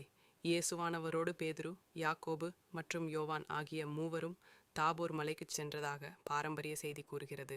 தேவனுடைய இராஜ்யத்தை பலத்தோடு காணுமட்டு முன் மரிப்பதில்லை என்று இயேசுவால் குறிப்பிடப்பட்டிருந்தவர்கள் இவர்களே. இதை மத்தேயு 16 வசனம் 28, மார்க்கு 9 வசனம் 1 மற்றும் லூக்கா 9 வசனம் 27 காணலாம். அங்கு மலைக்கு சென்றதும் இயேசுவானவரின் உடை பளிச்சிடும் வெண்மையாகியதோடு தோற்றமும் உருமாற்றம் அடைந்தது. அப்போது நியாயப்பிரமாணத்தின் பிரதிநிதியாக மோசேயும் மற்றும் தீர்க்கதரிசிகளின் பிரதிநிதியாக எலியாவும் தோன்றி எருசலேமில் நடைபெறப் போகிற இயேசுவின் பாடுகளை குறித்தும் பேசிக்கொண்டிருந்தார்கள். லூக்கா 9 வசனம் 31. அப்போது மேகத்திலிருந்து தொனித்த விண்ணகக் குரலொலியானது இயேசுவானவர் கடவுளின் மகன் என்று விளம்பியது. இந்த காட்சியை மனுமகன் மரித்தோரிலிருந்து எழுந்திருக்கும் அவரை யாருக்கும் கூற வேண்டாம் என்று இயேசு கேட்டுக்கொண்டார். முக்கியத்துவம். மறுரூபமாகுதல் என்ற நிகழ்வானது இயேசுவானவரின் மனித தன்மையும் தெய்வீக தன்மையும் இணைக்கும் நிகழ்ச்சியை முன்வைக்கிறது. இது இயேசுவின் மரணத்திற்கு பிறகு உயிர்த்தெழுகின்ற மகிமையான சரீரத்தின் நிலையை வெளிப்படுத்திய காட்சியாகும். இது பரலோக வாழ்க்கைக்காக நம்முடைய சரீரம் மகிமையாக உருமாற்றமடையும் அடையாளமாகும். பண்டிகை. ஆதி திருச்சபையானது இயேசுவானவர் மறுரூபமடைந்த நிகழ்வை பண்டிகையாக கொண்டாடினார்கள். இப்பண்டிகையானது இயேசுவின் உயிர்த்தெழுந்த பண்டிகையை தவிர மற்ற எல்லா பண்டிகைக்கும் மேலானதாகும். கிழக்கத்திய திருச்சபை, ரோமன் கத்தோலிக்க திருச்சபை மற்றும் ஆங்கிலிகன் திருச்சபைகள் ஆகஸ்ட் 6 நாளில் இதை பெரிய பண்டிகையாக ஆசரிக்கின்றார்கள். இயேசுவானவரின் அற்புதங்கள். தற்போதைய சொல் அகராதியில் அற்புதம் என்பது இயற்கையின் விதிகளால் விளக்கப்பட முடியாத அல்லது இயற்கைக்கு அப்பாற்பட்ட அதிசயம் என்று வரையறுக்கப்படுகிறது. கடவுளுக்கு இயற்கை விதிகளுக்கு அப்பால் செயல்பட உரிமை உண்டு, ஏனெனில் அவர் படைப்புக்கு அப்பாற்பட்டவர். அற்புதங்களின் நோக்கங்கள். புதிய ஏற்பாட்டில் இயேசுவானவர் 40க்கும் அதிகமான அற்புதங்களை செய்துள்ளார். இதை நோயுற்றோரை குணப்படுத்துதல், பிசாசுகளை துரத்துதல், மரித்தோரை உயிர்ப்பித்தல், இயற்கையின் மீதான கட்டுப்பாடு என்று பலவாறு வகைப்படுத்தலாம். அற்புதங்களின் முக்கியமான நோக்கமானது இயேசுவானவரின் மேசியா தன்மையையும் மற்றும் அவருடைய தெய்வீக தன்மையையும் நிரூபிப்பதாகும். இதன் மூலம் பரலோகத் தகப்பனுடனான உறவையும் அங்கீகரிப்பதாகும். ஒவ்வொரு அற்புதத்திலும் ஒரு குறிப்பிட்ட இறையியல் சத்தியம் உள்ளது. இது மனமாற்றத்திலும் விசுவாசத்திலும் பலப்படுத்துகிறது. அற்புதங்களின் முக்கியத்துவம். பல தாராளவாத இறையியலாளர்கள் அற்புதங்களை ஒரு உருவகமாக கருதுகிறார்கள். இவர்கள் இயேசு செய்த அற்புதங்களை வல்லமை என்றோ அல்லது சர்வ வல்லமையுள்ள கடவுளின் செயல்கள் என்றோ கருதாமல், பாவமுள்ள மற்றும் துன்பப்படும் மனித குலத்திற்கு இரக்கம் காண்பித்த செயல்பாடுகள் என்று எழுதுகின்றார்கள். நவீன கால மனிதர்கள் விஞ்ஞானத்தின் அடிப்படையில் அற்புதங்கள் யாவும் இயற்கையின் அடிப்படை விதிகளை மீறுவதாக கருதுகிறார்கள். ஆனால் இயேசுவானவர் அற்புதங்களை இயற்கையான ஒழுங்குகளை மீட்டெடுப்பதற்காக செய்தார். இதனால்தான் அற்புதங்கள் இன்னும் நடக்கின்றன. பொதுவாக எல்லாவற்றையுமே அற்புதமாக பார்ப்பது அல்லது அற்புதமே நடைபெறவில்லை என்ற இரண்டு உச்சநிலையும் ஆபத்தானது. ஆகவே கிறிஸ்தவர்கள் இதில் கவனமாய் இருக்க வேண்டும். ஒருவேளை நம்மால் இயற்கைக்கு அப்பாற்பட்ட அற்புதங்களை பார்க்காமல் இருந்திருக்கலாம். ஆனால் கடவுள் இந்த உலகத்தில் இன்னமும் செயல்பட்டு கொண்டு திருச்சபையை கட்டிக்கொண்டும். இயேசுவானவர் ஒரு ரபியா. வேதாகமத்தில் இயேசுவானர் சில சமயங்களில் ரபி என்று அழைக்கப்பட்டார். மத்தேயு 26 25, மார்க்கு 9:5, யோவான் 20:16. ரபி என்ற சொல் ரவ் என்ற எபிரேய வார்த்தையிலிருந்து உருவானது. இதற்கு அடிமை அல்லது சீடனின் எஜமானர் என்று பொருள்படும். எனவே ரபி என்பதன் பொருள் என் எஜமான் அல்லது ஆங்கிலத்தில் சார் என்று அழைப்பதற்கு நிகரானது. ஆசிரியர் அல்லது போதகர். ரபி என்ற வார்த்தை ஆசிரியர் என்ற பொருளில் வேதாகமத்தில் மொழிபெயர்க்கப்பட்டுள்ளது. யோவான் 1:38. வேதாகம காலங்களில் ஆசிரியர் அல்லது குரு என்ற தலைப்பு மிகவும் பொதுவானது. இயேசுவானவரும் யோவான் ஸ்நானகரும் ரபி என்றே அழைக்கப்பட்டனர். யோவான் 22. இயேசு ஒருபோதும் எருசலேம் ஆலய தலைமையின் கீழ் இருந்ததில்லை என்றாலும் வேதத்தை போதித்ததால் ரபியாக அழைக்கப்பட்டார். திருநிலைப்படுத்துதல் அல்லது ஆர்டினேஷன். கிபி 70 முதல் எருசலேம் ஆலயம் அழிக்கப்பட்ட பின்னர் ரபினிக் யூத மத இயக்கத்தில் போதகர்களாக நியமிக்கப்பட்டவர்களுக்கு ரபி என்ற அடைமொழியில் அழைத்தார்கள். இது மிகவும் கனத்திற்குரிய பொருளை பெற்றது. இது வேத பண்டிதர்களுக்கு அல்லது வேத வசனங்களை போதித்தவர்களுக்கு வழங்கப்பட்ட அடைமொழி ஆகும். ரபிகள் பெரும்பாலும் யூத ஜெப ஆலயங்களின் தலைவர்களாக செயல்பட்டு எபிரே வேதாகமத்தையும் மற்றும் யூத பாரம்பரியங்களையும் கற்றுக் கொடுப்பவர்களாக இருந்தார்கள். இவர்கள் இன்றைய கிறிஸ்தவ போதகர்களைப் போலவே செயல்பட்டார்கள். காலங்கள் செல்ல செல்ல ரபி என்ற வார்த்தையின் வரைமுறை வளர்ச்சி அடைந்து வந்தது. 1ஆம் நூற்றாண்டில் வரையறுக்கப்பட்டபடி இயேசுவானவர் ரபியாக இருந்தார். ஆனால் இன்றைய யூதமத வரைமுறையின்படி இயேசுவானவர் ரபாய் அல்ல. ஏனெனில் இன்றைய ரபி என்கிற அடைமொழி ஜெப ஆலய தலைவர்களுக்கு கொடுக்கப்படுவதாகும். இயேசுவானவரின் போதனைகள். இயேசுவானவர் 3½ ஆண்டுகளாக போதகம் பண்ணி நற்செயல்களை செய்து தேவைகளோடு இருந்தவர்களுக்கு அற்புதங்களை செய்தார். இயேசுவானவர் போதிக்கும்போது பெரும்பாலும் உவமைகள், அன்றாட வாழ்க்கை நிகழ்வுகள் மற்றும் நீதி போதனைகளை பாடங்களை கொண்ட எளிய கதைகள் மூலம் போதித்தார். மத போதனைகள். இயேசு யூத மதத்தின் ஒரே கடவுள் நம்பிக்கையையும் மற்றும் 10 கட்டளைகளின் அடிப்படையில் புதிய பரிமாணத்தில் போதித்தார். இயேசுவானவர் தன்னை கடவுளின் மகன் என்று அறிவித்தார். லூக்கா 1:35, மத்தேயு 26:63 மற்றும் 64, யோவான் 10:36. மனம் திரும்புதல். இயேசுவானவர் மக்களின் உள்ளான மனமாற்றத்தையே வலியுறுத்தினார். ஏனெனில் இருதயத்திலிருந்து தீய எண்ணங்கள், கொலை, விபச்சாரம், வேசித்தனம், திருட்டு, பொய்சாட்சி, அவதூறு போன்றவை கடவுளின் நீதி நெறிமுறைகளை மீறும் குற்றங்கள் என்று போதித்தார். மத்தேயு 12:19. சமூக நீதி. இயேசுவானவர் நீதி, நியாயம், இரக்கம், ஒழுக்கம், பணிவு, எளிமை, தர்மம், மற்றவர்களுக்கு சேவை செய்தல் போன்றவற்றிற்காக குரல் கொடுத்தார். இயேசுவானவரின் மலைப்பிரசங்கமானது ஏழைகள், விதவைகள் மற்றும் ஆதரவற்றவர்களுக்கு கருணையையும் இரக்கத்தையும் காண்பிக்க வலியுறுத்தினார். இந்த போதனைகள் அநேகரை ஈர்த்தது. பணத்தின் பார்வை. இயேசுவானவர் பண ஆசை எவ்வாறு சமூக வாழ்க்கையை பாதிக்கிறது என்றும் மற்றவர்களின் நன்மைக்காக பணத்தை எவ்வாறு பயன்படுத்துவது என்றும் போதித்தார். மத்தேயு 13:22, மார்க்கு 10:21 மற்றும் 22, லூக்கா 6:35. இயேசுவானவர் செல்வத்தையும் மற்றும் அந்தஸ்தையும் புறக்கணித்து ஏழைகளுக்கு ஆதரவாக புகழ்ந்து பேசியதால் எங்கு சென்றாலும் அவருடைய போதகத்தை கேட்க மக்கள் ஆவலுடன் வந்தார்கள். இயேசுவானவரின் செய்திகள். புரட்சிகர போதனை. ஒவ்வொரு மனிதரும் கடவுளோடு தனிப்பட்ட உறவை ஏற்படுத்தி சக மனிதர்களிடமும் நல்ல உறவை ஏற்படுத்தி கொள்ள வேண்டும் என்று இயேசுவானவர் வலியுறுத்தினார். மார்க்கு 12:33. நம்முடைய எதிரியை நேசிக்கவும். மற்றவர்கள் நமக்கு என்ன செய்ய வேண்டும் என்று நாம் விரும்புகிறோமோ அதையே நாம் அவர்களுக்கும் செய்ய வேண்டும் என்றும் போதித்தார். மத்தேயு 5:44, மத்தேயு 7:12. கண்ணுக்கு கண் என்ற பழிவாங்கும் குணத்தை விட ஒருவரையொருவர் மன்னிக்க இயேசு போதித்தார். மத்தேயு 5:38. மேலும் ஆதரவு இல்லாதவர்களுக்கு செய்யும் உதவியானது கடவுளுக்கு செய்யும் உதவி என்றும் கடவுள் நம்மிடம் இரக்கம் காண்பிப்பது போல நாமும் மற்றவர்களிடம் இரக்கம் காண்பிக்க வேண்டும் போன்ற புரட்சிகரமான போதனைகளை இயேசு போதித்தார். மத்தேயு 25:40, லுக்கா 6:6. இயேசுவானவரும் பெண்களும். இயேசுவானவர் தான் செய்த செயல்களினால் சமூகத்தில் பெண்களின் நிலையை உயர்த்தினார். எப்படியெனில் தான் மேசியா என்பதை முதலாவது ஒரு பெண்ணுக்கே வெளிப்படுத்தினார். யோவான் 4:25 மற்றும் 27. இயேசுவின் சீஷர்களாக அநேக பெண்கள் இருந்தார்கள். மார்க்கு 15:41. உயிர்த்தெழுந்த இயேசு கிறிஸ்து முதலாவது ஒரு பெண்ணுக்கே தன்னை வெளிப்படுத்தினார். யோவான் 20:1-16. இயேசு கிறிஸ்துவால் அனுப்பப்பட்ட முதல் நற்செய்தியாளரும் பெண்களே. மத்தேயு 28:1-10. யோவான் 20:17. நித்திய ஜீவன். இயேசுவானவர் ஏழைகள், விதவைகள், ஒடுக்கப்பட்டவர்கள், பாலியல் தொழில் செய்தவர்கள் மற்றும் சமூகத்தில் இழிவாக கருதப்பட்ட வரி வசூல் செய்பவர்கள் எல்லோரையும் அன்போடு ஏற்றுக்கொண்டார். கடவுளின் நியாயத் தீர்ப்பு தினத்திற்கு யாவரும் தயாராக வேண்டும் என்றும் துன்மார்க்கமாய் வாழ்கிறவர்களுக்கு நரகம்தான் என்றும் பாவங்களை கடவுளிடம் அறிக்கையிட்டு மனந்திரும்புகிற மக்கள் மரணத்திற்கு பிறகு பரலோகத்தில் கடவுளோடு நித்திய வாழ்க்கை வாழ்வார்கள் என்றும் போதித்தார்.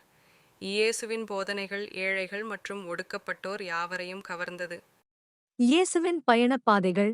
இயேசுவானவர் கலிலேயாவிலிருந்து தனது பயணத்தை ஆரம்பித்து மனிதர்களை தேர்ந்தெடுத்து தான் செல்லும் இடமெல்லாம் அவர்களை அழைத்துச் சென்றார். மத்தேயு பிற்காலத்தில் யூதேயாவின் பகுதிகளில் பயணத்தை நிறைவேற்றி இறுதியாக எருசலேமுக்கு செல்லும் வழியில் தன்னுடைய மரணத்தைப் பற்றி சீஷர்களிடம் அறிவிக்கிறார். மார்க்கு. இறுதி நாட்கள். இயேசுவானவர் கலிலேயா மற்றும் யூதேயாவில் பயணம் செய்து கிராமம் கிராமமாய் போதித்து அநேக அற்புதங்களும் செய்ததினால் அநேகர் உள்ளத்தில் தொடப்பட்டு அவரை பின்பற்ற ஆரம்பித்தார்கள். மத்தேயு, மார்க்கு, லூக்கா. இயேசுவானவர் ஒரு கழுதை மீதே எருசலேமுக்குள் இராஜாவாக நுழைந்தார். மார்க்கு. மேசியாவாகிய இயேசு இஸ்ரவேல் மக்களுக்கு கடவுள் பல ஆண்டுகளுக்கு முன்னதாகவே மேசியா வந்து அவர்களை இரட்சிப்பார் என்று வாக்குறுதி அளித்திருந்தார். எசேக்கியேல், தானியேல், மீகா, சகரியா வசனம். காலம் நிறைவேறினபோது இயேசுதான் அந்தே இரட்சகர் என்று பலர் நம்பி அவரை மேசியாவாகவே ஏற்றுக்கொண்டார்கள். ஆனால் யூதமதத் தலைவர்கள் இயேசுவை திரிபு கொள்கைக்காரர், தேவதூஷணம் சொல்பவர், பெயல்செபுல் என்ற பிசாசுகளின் தலைவராகவும் பார்த்தார்கள். மார்க்கு வசனம் மற்றும் மார்க்கு வசனம், மத்தேயு வசனம், மத்தேயு வசனம் மற்றும் யோவான் வசனம். இயேசுவின் ராஜரிக பவனி. கிபியில் எருசலேம் ஆலயத்தில் நடைபெற்ற பஸ்கா பண்டிகையின் போது இயேசுவானவர் எருசலேமுக்குள் கோவேறு கழுதை மீது அமர்ந்து ராஜாவாக வெற்றி பவனி செல்லும்போது திரளான கூட்டத்தார் மாவிலைகளையும் மரக்கிளைகளையும் தங்கள் வஸ்திரங்களையும் தரையில் விரித்து தாவீதின் குமாரனுக்கு ஓசன்னா என்று முழங்கி அவரை மேசியா என்று அழைத்தார்கள். இதை யூதமதத் தலைவர்கள் வன்மையாக கண்டித்தார்கள்.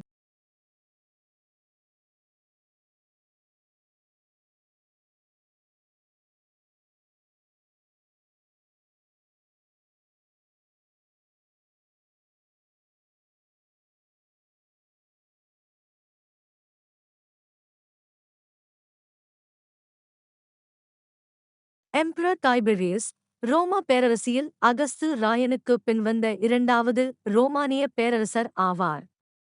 இவரும் அகஸ்து ராயனைப் போலவே ரோமானிய பேரரசை வல்லரசாக்க விரும்பினார். இவரின் சட்டங்களும் கொள்கைகளும் தொலைநோக்குடையதாகவே இருந்தன. திபெரியஸ் மற்றும் இயேசுவன் ஊழியத்தை ஆரம்பித்தார் பருவத்தில் திபேரியஸ் ரோமானிய பேரரசராக இருந்தார். இவர் பொந்தியு பிலாத்துவை யூதேயாவின் ஆளுநராகவும் யூதர்களுக்கு ராஜாவாகவும் நியமித்தார். இவர் காலத்தில் யோவான் ஸ்நானகனும் மற்றும் இயேசுவும் ஊழியத்தை ஆரம்பித்தார்கள். லூக்கா வசனம். அதைப்போலவே இயேசுவானவரின் பாடு மரணம்தான் ரோமானிய அதிகாரிகளுக்கும் மற்றும் கிறிஸ்தவ மதத்தை நிறுவியவருக்கும் இடையிலான முதல் பெரிய மோதலாக இருந்தது. இயேசுவும் சீஷரும் திபேரியு ராயனைப் பற்றி 2 சந்தர்ப்பங்களில் சீஷருக்கு வரி செலுத்துதல் என்ற தலைப்பில் குறிப்பிடப்பட்டுள்ளது. மத்தேயு 22:15 முதல் 22, மார்க்கு 12 வசனங்கள் 13 முதல் 17 வரை, லூக்கா 20 வசனங்கள் 20 முதல் 26 வரை. ரோமானிய பேரரசுக்கு வரி செலுத்துவதை தடை செய்ததாக இயேசுவானவர் மீது குற்றம் சாட்டப்பட்டது. பிரதான ஆசாரியர்கள் பிலாத்துவிடம் இயேசுவை விடுதலை செய்தால் அவர் திபேரி ராயனுக்கு நண்பர் அல்ல என்றும் கூறுகிறார்கள்.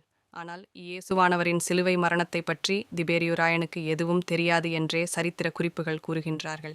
ரோமன் அதிகாரிகள் கிபி 30 இயேசுவானவரின் புகழ் கலிலேயா மற்றும் யூதேயா எங்கும் பரவியதால் ரோம பேரரசிற்கு எதிராக கிளர்ச்சியில் ஈடுபடக்கூடும் என்று ரோம அதிகாரிகள் கருதினார்கள். ஏனெனில் கடவுளுடைய இராஜ்யம் நெருங்கிவிட்டது, ஆகவே மனம் திரும்புங்கள், கடவுள் உலகை ஆள வருவார் என்று இயேசு போதித்தது ரோம அதிகாரிகளை கலக்கமடையச் செய்தது. இயேசு மீதான விசாரணைகள்.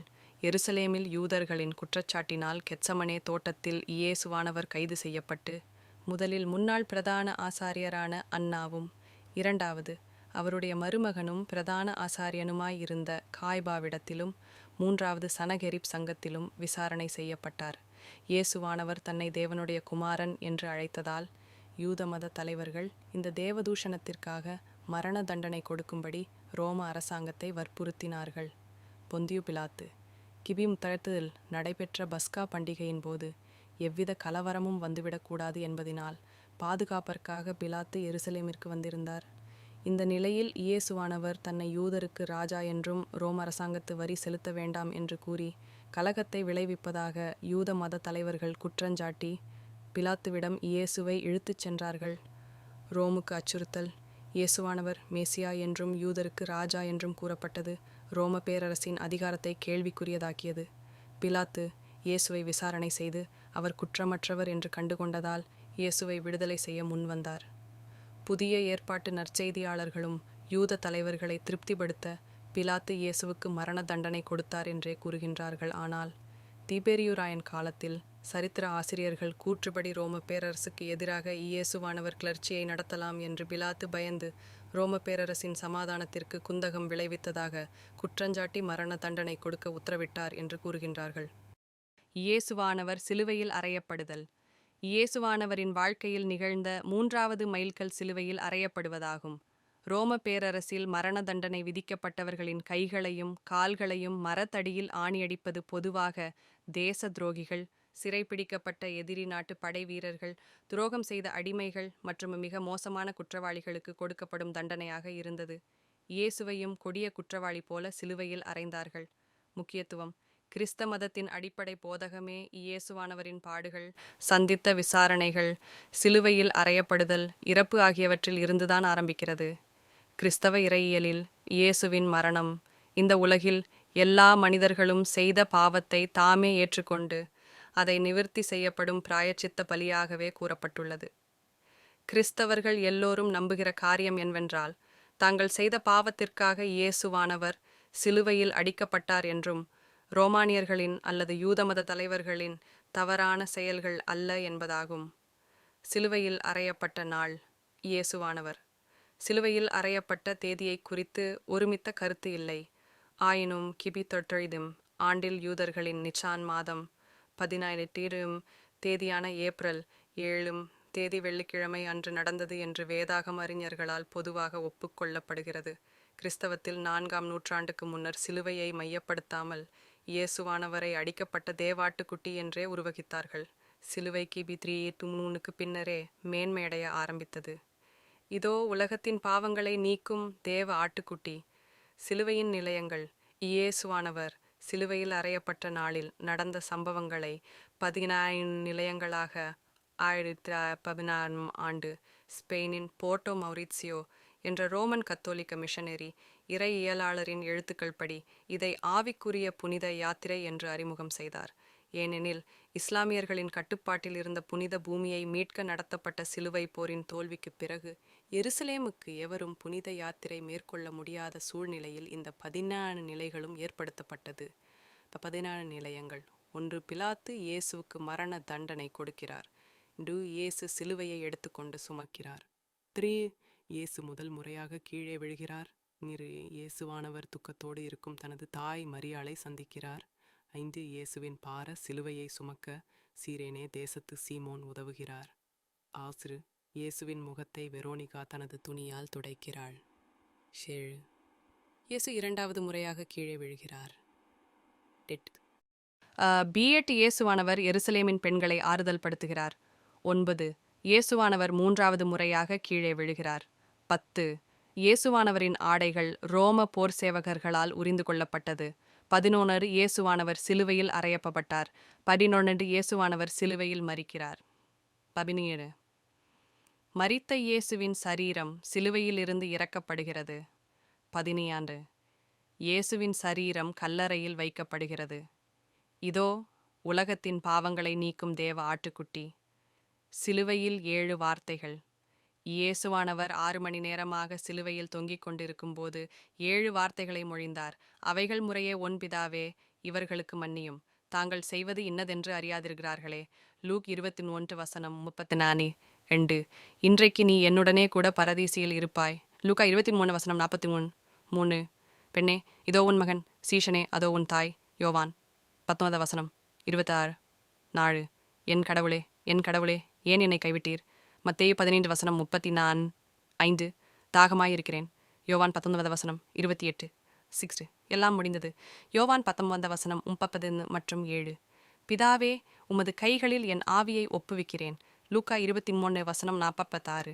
அரிமத்தியா யோசேப்பு யூத மதத்தின் சனகெரிப் சங்கத்தில் உறுப்பினராக இருந்தவரும் செல்வந்தரும் உத்தமரும் நேர்மையாளரும் இயேசுவின் அந்தரங்க சீடரும் பரிசேயராகவும் இருந்த அரிமத்தியா ஊரைச் சேர்ந்த யோசேப்பு என்பவர் பிலாத்துவிடம் சென்று மரித்துப்போன இயேசுவின் சரீரத்தை அடக்கம் பண்ண உத்தரவு வாங்கி நிக்கோதேமு உதவியுடன் யூத கலாச்சாரத்தின் அடிப்படையில் இயேசுவின் சரீரத்திற்கு வெள்ளை போளமும் கரிய போளமும் பூசி துணிகளில் சுற்றி தனது புதிய கல்லறையில் அடக்கம் பண்ணினார். இயேசுவின் உயிர்த்தெழுதல். இயேசுவானவரின் வாழ்க்கையில் உயிர்த்தெழுதல் என்பது 4ஆம் மைல்கல் நிகழ்வு ஆகும்.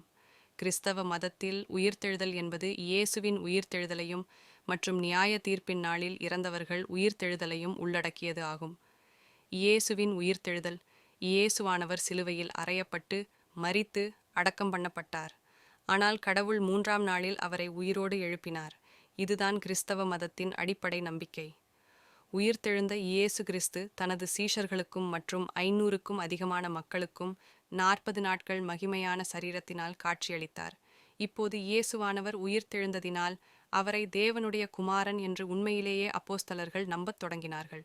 உயிர்த்தெழுதலிலிருந்து இயேசுவானவர் கிறிஸ்து என்று அழைக்கப்பட்டார். அப்போஸ்தலர் 2:8, அப்போஸ்தலர் 3:6. முக்கியத்துவம். இயேசு கிறிஸ்து உயிர்த்தெழுந்திருக்காவிட்டால் கிறிஸ்தவ மதமே இருந்திருக்காது. உயிர்த்தெழுதல் மூலமாக இயேசுவானவர் கடவுளின் அவதாரமாக பிறந்தார் என்பதை உறுதி செய்கிறது. கிறிஸ்துவின் உயிர்த்தெழுதல் மூலமாக நித்திய வாழ்வு உண்டு என்பது உறுதி செய்யப்படுகிறது. கிறிஸ்துவின் 2வது வருகையில் கிறிஸ்துவுக்குள் இறந்தவர்கள் அனைவரும் உயிர்த்தெழுப்பப்படுவார்கள் என்பதற்கான உத்தரவாதமே இயேசு கிறிஸ்துவின் உயிர்த்தெழுதலாகும். கொரிந்தியர் 15:12-22 வரை. கிறிஸ்தவ திருச்சபையின் நிசேயா விசுவாச பிரமாணத்தின்படி உயிருள்ளவரையும் மரித்தோரையும் நியாயம் தீர்க்க இயேசு கிறிஸ்து மகிமையோடு திரும்பி வருவார் என்பது கிறிஸ்தவத்தின் அடிப்படை கோட்பாடு ஆகும். வெளிப்படுத்தல் 20 11-15 வரை. 4. ஈஸ்டர் பண்டிகை. ஈஸ்டர் அல்லது இயேசு கிறிஸ்துவின் உயிர்த்தெழுந்த பண்டிகைதான் ஆதி திருச்சபையில் சிறப்பாக கொண்டாடப்பட்டது. கிறிஸ்துவின் உயிர்த்தெழுதல் மூலமாக மனிதர்கள் மீது அதிகாரம் கொண்ட மரணத்தின் வலிமையான சங்கிலியை உடைத்து அவருடைய தெய்வீக வலிமையை நிரூபித்தார். ஈஸ்டர் உணவு உயிர்த்தெழுந்த பண்டிகையானது பழைய ஏற்பாட்டின் பஸ்கா பண்டிகை மற்றும் இஸ்ரவேலர்களின் எகிப்திய மரணம் என்னும் அடிமைத்தனத்திலிருந்து வெளியேறும் சம்பவத்தினுடன் இணைக்கப்பட்டுள்ளது.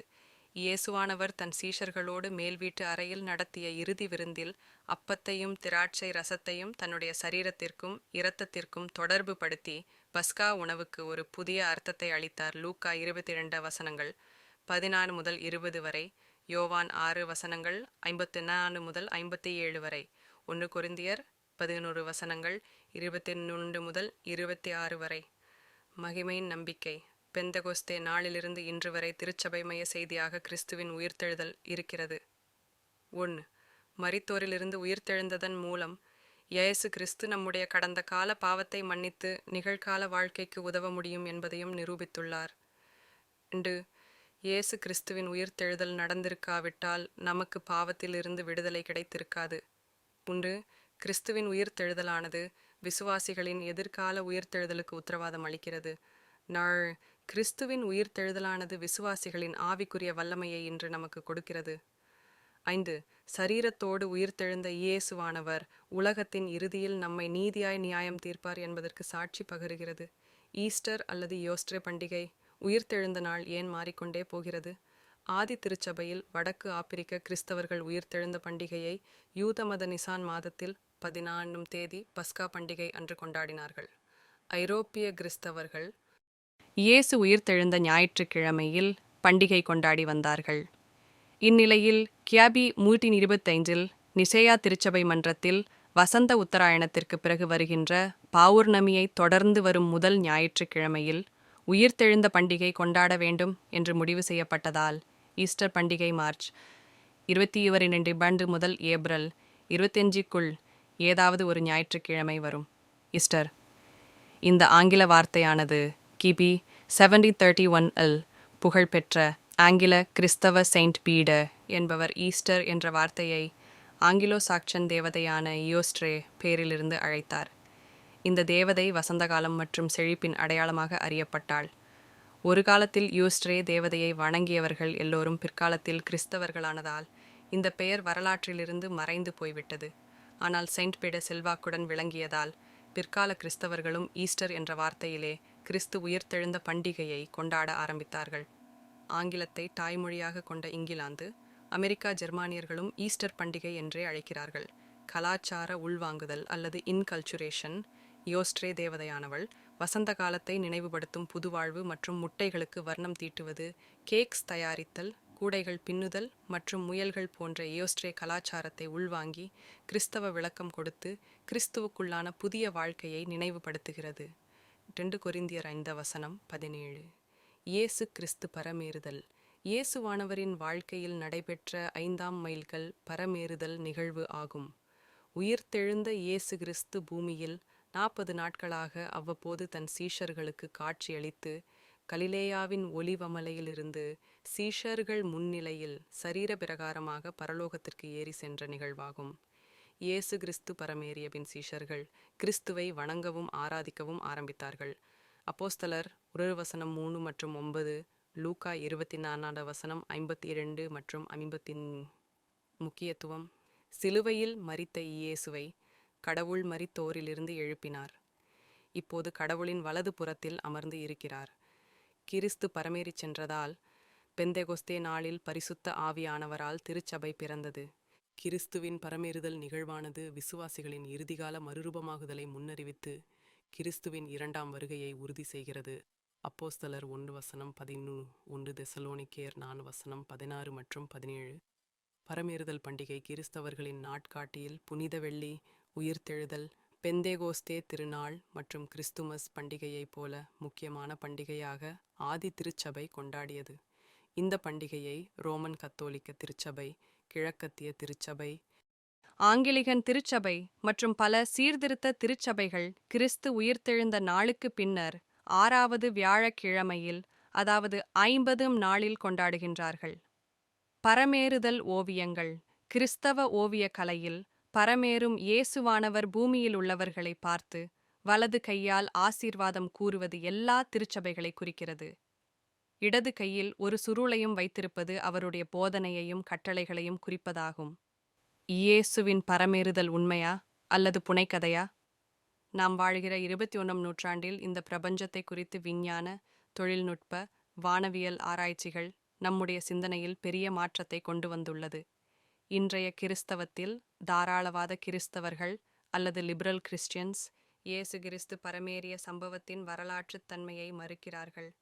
அவர்கள் இந்த சம்பவத்தை வேதாகமம் எழுதப்பட்ட காலம் மற்றும் கலாச்சார நிபந்தனைக்குட்பட்டது என்றும் அது இன்றைய காலத்திற்கும் கலாச்சாரத்திற்கும் பொருந்தாது என்றும் கூறுகின்றார்கள்.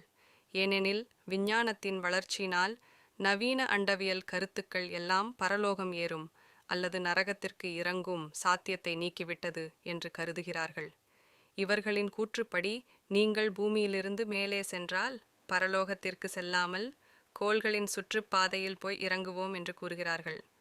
தற்காப்பு விசுவாச கோட்பாடு அல்லது அப்போலோஜெட்டிக்ஸ் நம்முடைய கடவுள் நம்மைப் போல முப்பரிமாண நிலையில் மற்றும் ஐம்புலன்களின் அடிப்படையில் இல்லாமல் நம்முடைய புலன்களுக்கு அப்பாற்பட்ட மற்றும் அளவிடப்பட முடியாத வேறொரு பரிமாணத்தில் உயர்ந்த புலனறிவு மற்றும் உயர்ந்த வானத்தில் இருப்பதற்கான சாத்திய கூறுகளை விஞ்ஞானம் மறுக்கவில்லை. மேலும் விஞ்ஞானம் கடவுள் இல்லை என்பதை இன்று வரை நிரூபிக்கவில்லை. இயேசு கிறிஸ்து பூமியிலிருந்து மகிமையான சரீரத்திலிருந்து கோள்களின் சுற்றுப்பாதையில் அல்ல, வேறொரு பரிமாணத்தில் விஞ்ஞானத்தால் கண்டுபிடிக்க முடியாத பரலோகத்திற்கு சென்றார். இதை புரிந்து கொள்ளும் அளவிற்கு விஞ்ஞானம் இன்னும் வளரவில்லை. ஏனெனில் அற்புதங்கள் செய்வது இப்பிரபஞ்சத்தை படைத்தவருக்கு லேசான காரியம். 2 நாளாகமம் 14:11. அற்புதங்களுக்கு சொல் அகராதியில் இயற்கைக்கு அப்பாற்பட்ட நிகழ்வாகும். விஞ்ஞானத்தால் இயற்கை நிகழ்வுகளை மட்டுமே ஆராய முடியும். இயற்கைக்கு அப்பாற்பட்டவைகளை விவரிக்க முடியாது. அறிவும் விஞ்ஞானமும் மற்றும் தொழில்நுட்பமும் நிறைந்த உலகத்தில் அற்புதம் என்பது இயற்கையின் விதிகளை மீறுவதாக தாராளவாத கிறிஸ்தவர்கள் நினைக்கிறார்கள். இவர்கள் கருத்துப்படி கடவுளால் இயற்கைக்கு அப்பாற்பட்ட விளைவை உருவாக்க எந்த உரிமையும் கிடையாது என்று நினைக்கிறார்கள். இன்று நாம் குவாண்டம் இயக்கவியல் உலகில் வாழ்ந்து கொண்டிருக்கிறோம். இது இயற்பியலை கேலிக்கூத்தாக்கி கொண்டிருக்கிறது. கடவுள்தான் இயற்கை படைப்புகளின் முதல் காரணகர்த்தா. இதன் பொருள் கடவுள் இயற்கை சட்டங்களையும் அவற்றை நிர்வாகிக்கும் காரியங்களை பராமரிப்பவருமாவார். கடவுள்தான் மிக உயர்ந்த சட்டங்களை உருவாக்குபவர். கடவுள் தன்னுடைய சட்டங்களை மீறுவதாக மனிதர்கள் குற்றஞ்சாட்ட முடியாது. ஏனெனில் கடவுள் மனிதர்களின் தார்மீக அல்லது தர்க்க ரீதியான கேள்விகளுக்கு உட்பட்டவர் அல்ல. முடிவுரை: நம்முடைய கர்த்தராகிய இயேசு கிறிஸ்துவின் பரமேறுதல் இல்லையென்றால் அவருடைய பிறப்பு மற்றும் உயிர்த்தெழுதல் அர்த்தமற்றவை. கிறிஸ்தவ திருச்சபையானது வேதாகமத்தின் மூலம் கட்டுக்கதையை அறிவிக்கவில்லை. இது ஒரு வரலாற்று நிகழ்வாகும். திருச்சபையானது வரலாற்று இயேசுவை மட்டுமல்ல, அவருடைய உண்மையான பிரசன்னத்தை இன்றும் உணரச் செய்கிறது. இயேசு கிறிஸ்து பரமேறியதினால் சரீரபூர்வ நிலையை நம்முடைய பார்வையில் இருந்து விலக்கிக் கொண்டார். ஆனால் பூமியில் அவரை விசுவாசிப்பவர்களுடன் இன்னமும் இடைப்பட்டு வானத்திலும் பூமியிலும் ஆட்சி செய்கிறார். இயேசு கிறிஸ்துவின் மகிமையான சரீரம் விண்ணகத்திற்கு ஏறெடுத்துக் கொள்ளப்பட்டதால் அவருடைய வல்லமையும் அதிகாரமும் இன்றும் இயற்கைக்கு அப்பால் செயல்படுகிறது. கிறிஸ்துவின் பிரதான கட்டளை இயேசு கிறிஸ்து பரமேறுதலுக்கு முன்பதாக சீஷர்களிடம் தன்னுடைய பிரதான கட்டளையை கொடுத்து உலகமெங்கும் புறப்பட்டு சென்று சகல இனத்தாருக்கும் நற்செய்தியை அறிவித்து அவர்களை சீஷர்களாக்கி பின்னர் பிதா, குமாரன், பரிசுத்த ஆவியானவரின் நாமத்தினால் ஞான ஸ்நானம் கொடுத்து கிறிஸ்துவின் போதகங்களை கைக்கொள்ளும்படி உபதேசிக்க கட்டளையிட்டார். மத்தேயு 28:16-20 வரை, மார்க்கு 16 வசனங்கள் 14 முதல் 18 வரை, லூக்கா 24 வசனங்கள் 44 முதல் 49 வரை, அப்போஸ்தலர் 1 வசனங்கள் 4 முதல் 8 வரை, யோவான் 20 வசனங்கள் 19 முதல் 23 வரை. தனிப்பட்ட அழைப்பு: இவ்வுலகில் உள்ள எல்லா நாடுகளையும் கிறிஸ்தவ மயமாக்க கிறிஸ்து நம்மை நியமிக்கவில்லை. மாறாக அவர்களை கிறிஸ்துவின் சீடராக்க, சுவிசேஷம் அறிவிக்க நம்மை அழைத்திருக்கிறார். நீங்கள் போங்கள், எதற்காகவும் காத்திருக்க வேண்டாம். உலகத்தின் முடிவு பரியந்தம் நான் உங்களோடு இருப்பேன். இதுதான் கிறிஸ்துவின் சீஷர்கள் எல்லோருக்கும் கொடுக்கப்பட்ட அழைப்பும் கட்டளையுமாகும். சாட்சியாய் வாழ அழைப்பு. அப்போஸ்தலர் 1 வசனம் 8 படி இயேசு கிறிஸ்துவின் சீஷர்களாகிய நாம் சாட்சியாக இருந்து, முதலாவது நம்முடைய இருப்பிடத்தில் இருப்பவர்களுக்கும், அதாவது எருசலேமிலும், இரண்டாவது நம்முடைய மாநிலத்தில் இருப்பவர்களுக்கும், அதாவது யூதேயாவிலும், மூன்றாவது நம்முடைய தேசத்தில் இருப்பவர்களுக்கும், அதாவது சமாரியாவிலும், நான்காவதாக பூமியின் கடைசி எல்லை வரைக்கும் இருப்பவர்களுக்கு அவருடைய 2ஆம் வருகை வரைக்கும் செய்ய அழைக்கப்பட்டிருக்கிறோம். அப்பொழுது இந்த உலகம் முடிவுக்கு கொண்டு வரப்படும். மத்தேயு 24:14. 3 வகையான கிறிஸ்தவர்கள். கிறிஸ்துவின் நற்செய்தி பணி அறிவிப்பதில் முதலாவது, வைராக்கியமாய் நற்செய்தி பணி செய்ய போகிறவர்கள். 2வது, வைராக்கியமாய் நற்செய்தி பணி செய்ய அனுப்புகிறவர்கள். 3வது, இயேசு கிறிஸ்துவின் பிரதான கட்டளைக்கு கீழ்ப்படியாதவர்கள். இதில் நீங்கள் எந்த வகையை சேர்ந்தவர்கள்?